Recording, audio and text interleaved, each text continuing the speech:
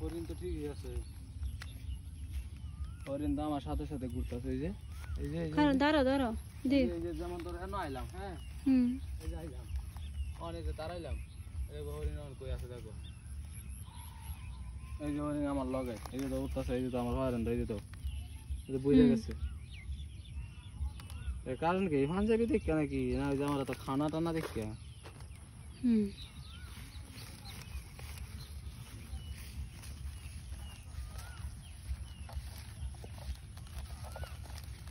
আচ্ছা এদিকে আইলাম, এই যে এনে তো হরিণ আছে নাকি, এই যে তো আমার লগে হরিণ পিছলেছে। ওই যে চার পাঁচটা দেখাও তোমার এন্দা হরিণ পিছলেছে। এই যে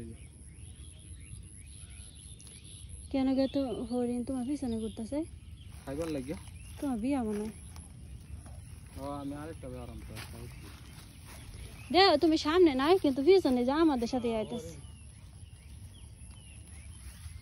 এগুলো মনে হয় আমার তারা কোনোভাবে চিনে ফেলাইছে।